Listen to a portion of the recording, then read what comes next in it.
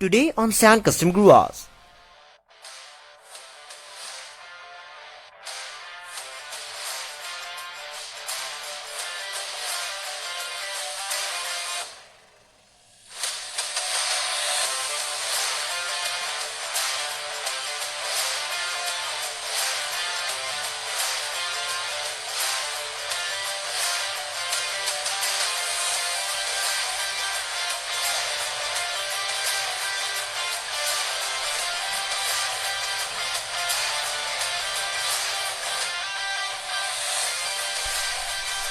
Hello guys, welcome back to San Custom Garage once again. तो दोस्तों, हमारे आज के इस नए वीडियो में आप लोग रहने वाले एक और यूनिकली कस्टमाइज की गई स्केल मॉडल, जो कि ओरिजिनली तो मैंने खरीदा था, लेकिन हमेशा की तरह इस कार को कस्टमाइज किया गया है, वो भी सान कस्टम गुराज के खुद का स्टाइल में। तो आप गेस कीजिए कौन सी कार है। वेल, ये कार है सेंटी टॉयज की Hyundai क्रेटा। ऑफ कोर्स, तो ये फर्स्ट जनरेशन क्रेटा है, यानी कि सबसे पहली क्रेटा जिसे Hyundai ने बनाया था और ये इंडिया में लॉन्च हुआ था। वैसे भी सेंटी टॉयज की सभी मॉडल्स वेल फर्स्ट जनरेशन ही होती है, क्योंकि सेंटी टॉयज वैसे भी नए जनरेशन वाले मॉडल्स बहुत ही कम बनाते होंगे। लेकिन इस कार को बहुत ही हैविली कस्टमाइज किया गया है और इवन कार का पूरा होलिया बदल दिया गया है, बिल्कुल नए क्रेटा की तरह। ऑफ कोर्स, तो क्या आप इस कार को देखने के लिए तैयार हो? ओके, तो कार में से आने ही वाला है 1, 2 and 3। Ta-da! The fully customized Hyundai Creta, originally from Senti Toys। ये देखिए, new front in, black headlights, silver trimmed side panel, black tail lights, even everything बिल्कुल सैन कस्टम ग्रास के खुद का स्टाइल में। तो उससे पहले कि मैं आप लोगों को इस कार के बारे में और इंफॉर्मेशन बताऊं, चलिए कार का एक छोटा सा रिव्यू ले लेते हैं। हाँ,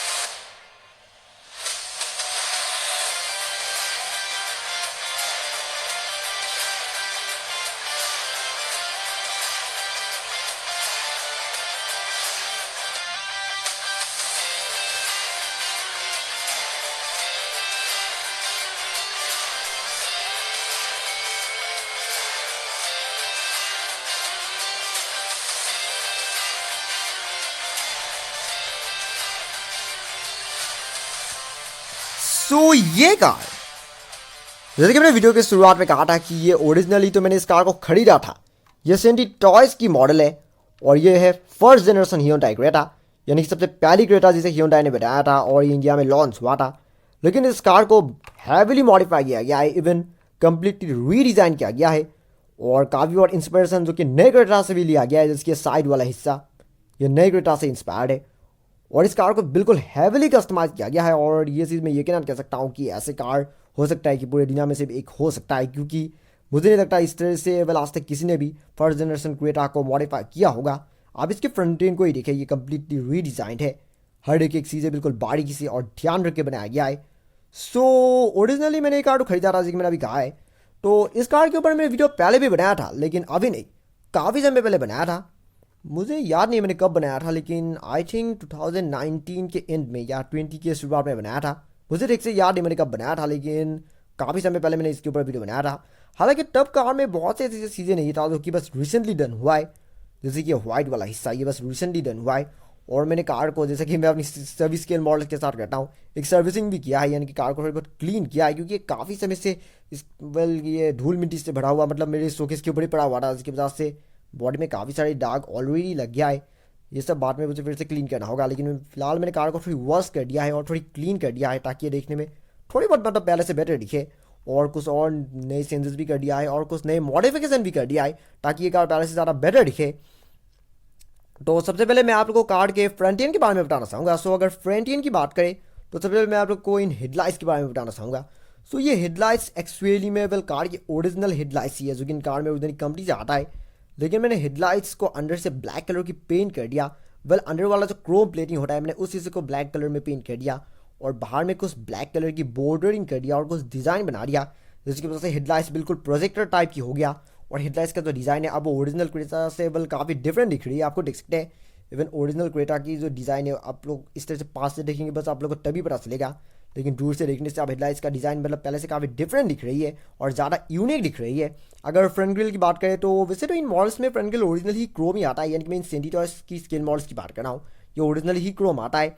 लेकिन ये कार वैसे भी मैंने खरीदे हुए काफ़ी साल हो गया है, आई थिंक 2-3 साल शायद हो गया है। मैंने इसे 2018 में खरीदा था शायद, सो इसीलिए अब पुराने हो जाने की वजह से इसकी जो सामने वाला जो मतलब क्रोम वाला हिस्सा था वो ऑलमोस्ट ख़राब हो गया था, और इसलिए मैंने उसके ऊपर वेल फिर से क्रोम कर दिया, रीक्रोम कर दिया, क्रोम वाइनल रैपिंग कर दिया, जो कि ये वाइनल रैपिंग भी लगभग 1 साल से ज़्यादा ही हो गया इसे किए हुए, लेकिन ये फिर भी अब काफ़ी और अच्छी कंडीशन में ही है। और इवन इसकी वजह से सामने वाला हिस्सा दिखने में ज़्यादा बेटर दिख रही है।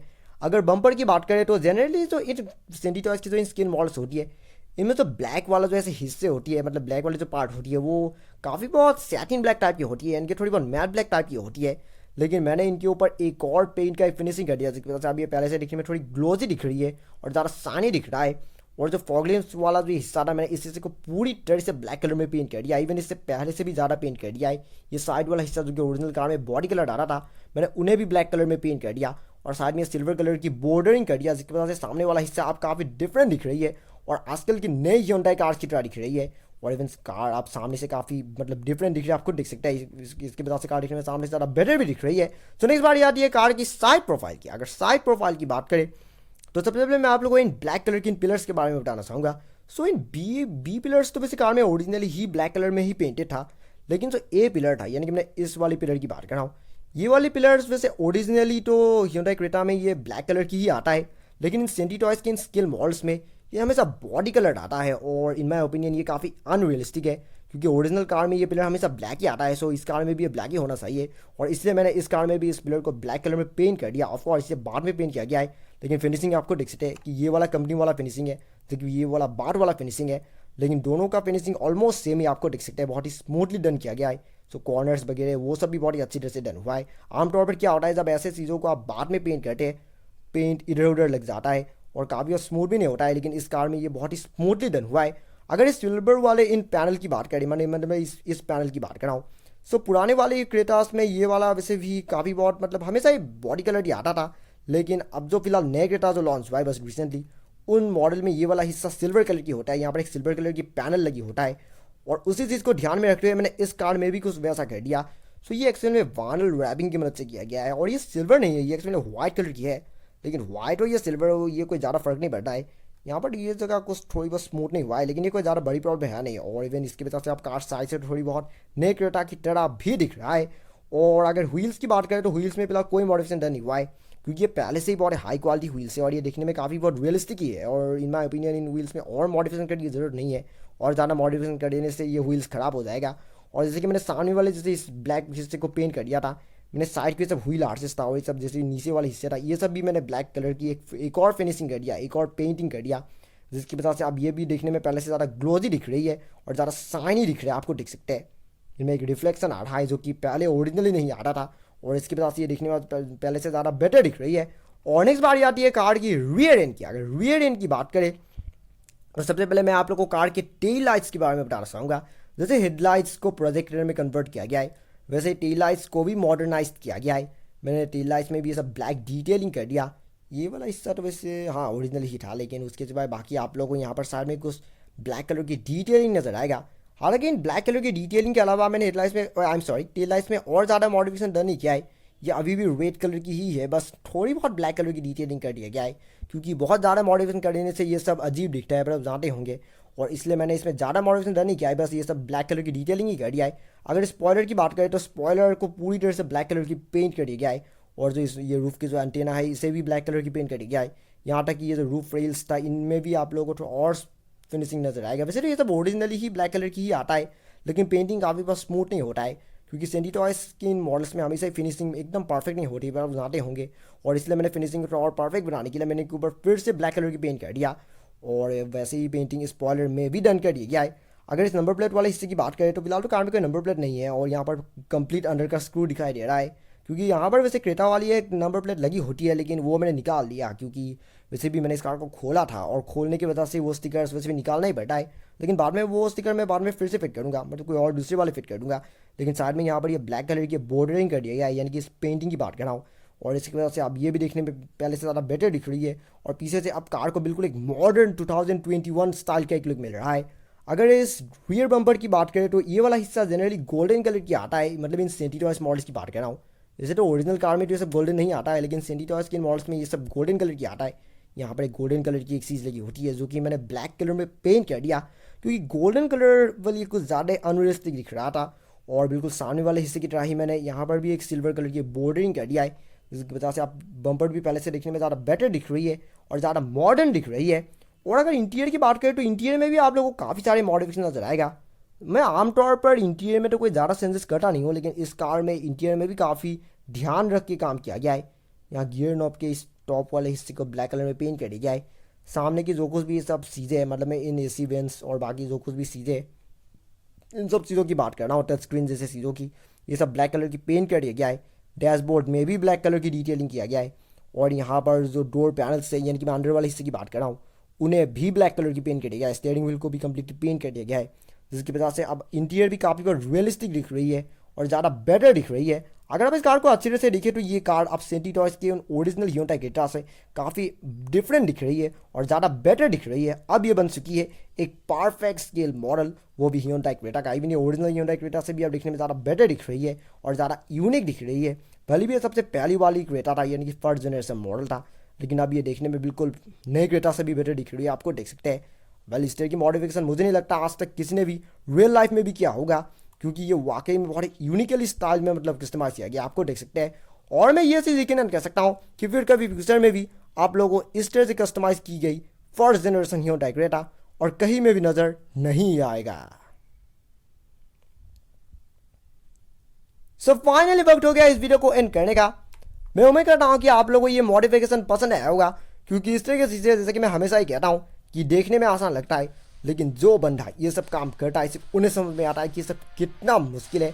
हर एक चीज़ है इतनी बारीकी से और ध्यान रख के बनाने में आंखें में भी काफ़ी प्रेशर पड़ता है, क्योंकि आप लोग डायरेक्टली पेंट नहीं कर सकते, आप लोग को बहुत सारे प्रिकॉशन लेने पड़ते हैं। साइड वाले हिस्से में मास्किंग करना पड़ता है, फिर उसके बाद पेंट करना पड़ता है, और एक चीज़ें मतलब बहुत ही ध्यान रख के करना पड़ता है। ये सब चीज़ें तुमने बहुत ही अच्छी तरह से पेंट किया है।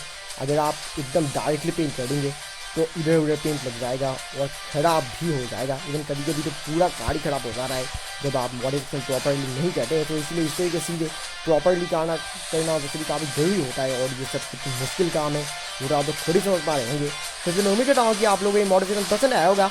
और जैसा कि मैं हमेशा कहता हूँ, वेल, अगर आपको ये वीडियो सच में पसंद आया, then don't forget to like, comment, share and subscribe to my channel, and also click the bell icon so you get notifications of every new video. And thank you very much for watching my video, and have a nice day.